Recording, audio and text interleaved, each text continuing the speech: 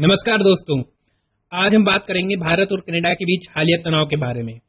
Canada के प्रधानमंत्री Justin Trudeau ने आरोप लगाया कि भारत का हाथ खालिस्तानी नेता हरदीप सिंह निज्जर की हत्या में हो सकता है। अब सवाल ये उठता है कि कनाडा और भारत के रिश्ते अचानक से इतने खराब क्यों हो गए और क्यों कनाडा अचानक से इतना एंटी इंडिया हो गया। इसके पीछे क्या सिर्फ खालिस्तानी मुद्दा है या फिर कोई और बड़ा गेम चल रहा है, और क्या इस पूरे विवाद में अमेरिका का भी कोई रोल हो सकता है। तो चलिए इस मुद्दे का हम पूरा विश्लेषण करते हैं। मैं हूँ डॉक्टर शुभम और चलिए करते हैं सेल्फ स्टडी। दोस्तों, कहानी की शुरुआत होती है 18 सितंबर 2023 से, जब कनाडा के प्रधानमंत्री जस्टिन ट्रूडो ने अपनी संसद में एक बेहद ही गंभीर आरोप लगाया। जस्टिन ट्रूडो का कहना था कि कनाडा के पास इस बात के पुख्ता सबूत हैं कि भारत सरकार के एजेंटों ने कनाडा की धरती पर हरदीप सिंह निज्जर की हत्या की साजिश रची। ये सुनते ही दोनों देश के बीच माहौल गर्मा गया। अब सवाल यह है कि हरदीप सिंह निज्जर है कौन, उसकी हत्या क्यों चर्चा का विषय बन गई। हरदीप सिंह निज्जर भारत के लिए एक मोस्ट वांटेड आतंकी था, जिसे 2020 में भारतीय एजेंसियों ने आतंकवाद से जुड़े गतिविधियों के चलते ग्लोबल टेररिस्ट घोषित कर दिया था। वो खालिस्तान आंदोलन का बहुत बड़ा समर्थक था और खुलेआम पंजाब को भारत से अलग करने की धमकियां देता था। लेकिन वही कनाडा में उसे एक राजनेता और एक्टिविस्ट के रूप में देखा जाता था, जिसने वहां के गुरुद्वारों में और सिख कम्युनिटी में एक बहुत ही मजबूत पकड़ बना रखी थी। 18 जून 2023 को वैंकूवर के पास एक गुरुद्वारे के बाहर उसकी हत्या कर दी गई थी। हत्यारे कौन थे, इस पर शुरू में कोई ठोस जानकारी नहीं मिली, लेकिन सितंबर में अचानक ट्रूडो का यह बयान आना कि इसमें भारत की खुफिया एजेंसियों का हाथ हो सकता है, यह बात सीधे कूटनीति के केंद्र में आ गई। अब यहाँ पर एक बहुत बड़ा सवाल उठता है कि आखिर क्यों ट्रूडो ने भारत पर इतना बड़ा आरोप, वो भी बिना किसी ठोस सबूत के लगाया। इसमें जो सबसे पहले आता है वो है कनाडा में वोट बैंक की राजनीति। कनाडा की जो सिख आबादी है, सिख पॉपुलेशन, वो कनाडा के कई इलाकों में चुनावों को प्रभावित करती है। खालिस्तानी विचारधारा का भले ही भारत में कोई बेस नहीं है और एक ये बहुत छोटे लेवल पर एक्टिवेट है, लेकिन वही कनाडा में इसका एक बहुत मजबूत समर्थन मौजूद है। ट्रूडो की लिबरल पार्टी के लिए समुदाय का समर्थन बहुत ही जरूरी बन जाता है। ऐसे में खालिस्तानी तत्वों के खिलाफ कार्रवाई करने की वजह कनाडाई सरकार उन्हें सपोर्ट देती है, ताकि जो सिख वोट बैंक है उस पर अपना कब्जा जमाया जा सके। दूसरा जो बहुत महत्वपूर्ण कारण है वो ये है कि देखिए, कनाडा में जल्द ही चुनाव होने वाले हैं और कनाडा की जो अर्थव्यवस्था है इन दिनों अपने सबसे मुश्किल दिनों से गुजर रही है। महंगाई बढ़ रही है, बेरोजगारी का स्तर ऊंचा है और जस्टिन ट्रूडो की सरकार को विरोधी दलों से कड़ी चुनौतियां मिल रही हैं। ऐसे में एंटी इंडिया कैंपेन को अचानक से इसलिए टूल दिया गया है ताकि वहाँ के जो पॉपुलेशन है, वहाँ के जो लोग हैं, उनका जो असली मुद्दे हैं, अर्थव्यवस्था, महंगाई, बेरोजगारी, उनसे हटाया जा सके।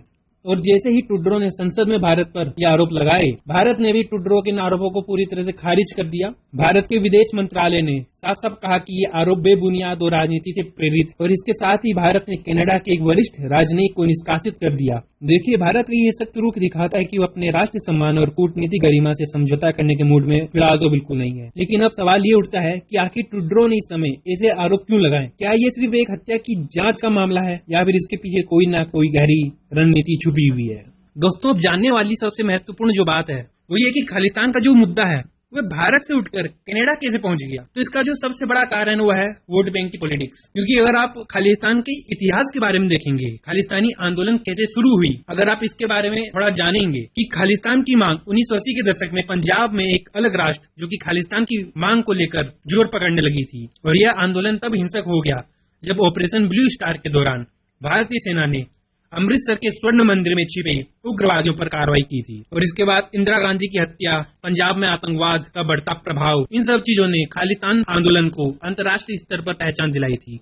आज भले ही भारत में खालिस्तानी आंदोलन कमजोर पड़ चुका हो, लेकिन प्रवासी भारतीयों के बीच, खासकर कनाडा, यूके और अमेरिका में इसका समर्थन आज भी देखने को मिलता है। कई खालिस्तानी नेता जैसे हरदीप सिंह निज्जर, गुरप्रवंत सिंह पन्नू और जगमीत सिंह जैसे व्यक्ति विदेश में जाकर वहां से भारत विरोधी गतिविधियों को बढ़ावा देते हैं और उसे मैनेज करते हैं। अब यहाँ पर यह सवाल उठता है कि कनाडा खालिस्तानी आंदोलन को पनपने क्यों दे रहा है। दोस्तों, कनाडा में पंजाबी और सिख समुदाय का एक बहुत बड़ा ही वोट बैंक है। कनाडा में लगभग 20 लाख लोग भारतीय मूल से हैं, जिनमें से सिखों की एक बहुत अच्छी खासी संख्या है, और सिख समुदाय कनाडा की पॉलिटिक्स में एक बहुत ही बड़ा भूमिका निभाता है। ऐसे में कोई भी पॉलिटिकल पार्टी, खासकर लिबरल पार्टी, जिसका इतिहास यह रहा है कि उसने हमेशा खालिस्तानी नेताओं के साथ अपनी साठ गांठ बढ़ाई है, उनको नाराज करने का जोखिम नहीं उठाना चाहती। और यही वजह है कि अभी तक ट्रूडो सरकार ने खालिस्तानी समर्थकों पर अभी तक कोई ठोस कार्रवाई नहीं की, और भारत के कई बार चेतावनी देने के बाद भी कनाडा ने कभी भी इन खालिस्तानी समर्थकों पर कोई भी कार्रवाई नहीं की। ट्रूडो को यह डर है कि अगर वो खालिस्तानी नेताओं पर कार्रवाई करेंगे तो उन्हें अपने वोट बैंक से हाथ धोना पड़ सकता है।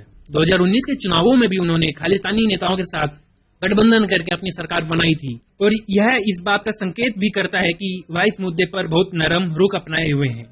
भारत ने बार बार कनाडा से मांग की है कि वह उग्रवादियों और अलगाववादी नेताओं पर शिकंजा कसे, लेकिन ट्रूडो ने इसे अभिव्यक्ति की आजादी, जी हाँ, ये शब्द आपने भारत में भी कई बार सुना होगा, अभिव्यक्ति की आजादी, ट्रूडो ने भी इसे अभिव्यक्ति की आजादी का मामला बताकर कोई भी कार्रवाई करने से हमेशा बचने की कोशिश की है।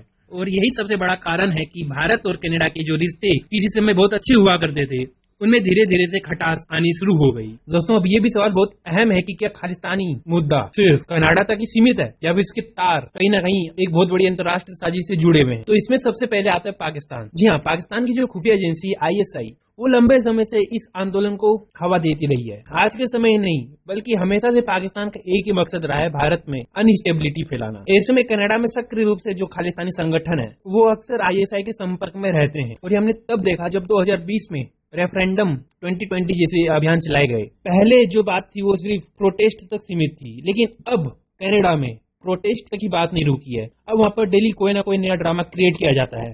जी हाँ, वहाँ पे जो दूसरे भारतीय हैं उन पे हमला किया जाता है, वहाँ के हिंदू मंदिरों को टारगेट किया जाता है। और इतना ही नहीं, वहाँ पे जो भारतीय डिप्लोमेट्स हैं उनको, जी हाँ, उनको खालिस्तानी समर्थकों से कई बार धमकियां दी जाती है। टोरंटो और वैंकूवर में भारतीय जो दूतावास है उसके बाहर प्रदर्शन करना आम बात हो गई है। सिर्फ प्रदर्शन तक ही मामला नहीं है, भारतीय झंडे का अपमान करना, हमारे देश के कई महान लोगों का अपमान करना, उनके फोटो जलाने, महात्मा गांधी, जवाहरलाल नेहरू, इंदिरा गांधी, अटल बिहारी वाजपेयी, नरेंद्र मोदी, APJ अब्दुल कलाम, इनके फोटोज के साथ अपमान किया जाता है, इनके पुतले जलाए जाते हैं। बताइए, ये वो हैं जिन्होंने हमारे देश के लिए यथासंभव प्रयास किए, लेकिन फिर भी सिर्फ एक ओछी राजनीति के कारण और कुछ लोगों के बहकावे में आने के कारण ये लोग अपने ही राष्ट्र के महान लोगों का अपमान करने से भी नहीं पीछे नहीं हटते हैं। भारत के सम्मान को बहुत बड़ी चोट पहुंचती है। और आपको समझना होगा कि इसमें सिर्फ पाकिस्तान का ही हाथ नहीं है। अगर आप इसके डीप में जाएंगे तो आपको अमेरिका, UK और कनाडा, ऑस्ट्रेलिया, न्यूजीलैंड और भी काफी छोटे मोटे देशों के इसके तार जुड़ते हुए नजर आएंगे। इनको फंडिंग होती है इन देशों से इन्हें समर्थन प्राप्त होता है और इन देशों के थ्रू ही इनका जो पूरा नेटवर्क होता है उनको ऑपरेट किया जाता है। और जब भारत खालिस्तान के खिलाफ, खालिस्तानी संगठनों और उनके नेताओं के खिलाफ अमेरिका, UK, कनाडा जैसे देशों से कार्रवाई करने की मांग की है, तब उन्होंने सिर्फ और सिर्फ अभिव्यक्ति की आजादी की आड़ में इन तत्वों को बढ़ावा ही दिया है, बल्कि बढ़ावा ही नहीं दिया है, भारत के साथ भी धोखा किया है। और इसी दोगले रवैये से भारत लंबे समय से परेशान रहा है। दोस्तों, अब सवाल ये उठता है कि क्या भारत और कनाडा के रिश्ते जो इस सबसे बुरे दौर से गुजर रहे हैं, क्या वह उभर पाएंगे? क्या इन रिश्तों में फिर से नजदीकियां आ पाएंगी या फिर यह विवाद और भी गहराता जाएगा? तो देखिए, इसमें जो सबसे महत्वपूर्ण चीज आती है वह है कि भारत की विदेश नीति। जी हाँ, भारत की जो अब विदेश नीति है वो बहुत तेजी से बदल रही है। अब आज का भारत वह भारत नहीं रहेगा जो अमेरिका या किसी भी देश के एक बयान से पीछे हट जाया करता था। आज के टाइम भारत कूटनीतिक मोर्चे पर आत्मनिर्भर हो चुका है और पश्चिमी देशों की आलोचना को नजरअंदाज करने का साहस दिखा रहा है। भारत के लिए अब अमेरिका और यूरोप से भी ज्यादा उभरते बाजार हैं, जैसे कि मध्य पूर्व और अफ्रीका महत्वपूर्ण है। इसलिए अगर कनाडा के साथ रिश्ते खराब होते हैं तो भी मेरा मानना है कि इससे भारत पर बहुत ही सीमित रूप से असर होगा। देखिए, क्योंकि भारत और कनाडा के बीच में जो तनाव है वह भारत पाकिस्तान या फिर भारत चाइना की तरह पीस ऑफ लैंड के लिए नहीं है, बॉर्डर इश्यूज नहीं हमारे, है ना। हमारा जो सबसे महत्वपूर्ण मुद्दा है वह है खालिस्तान।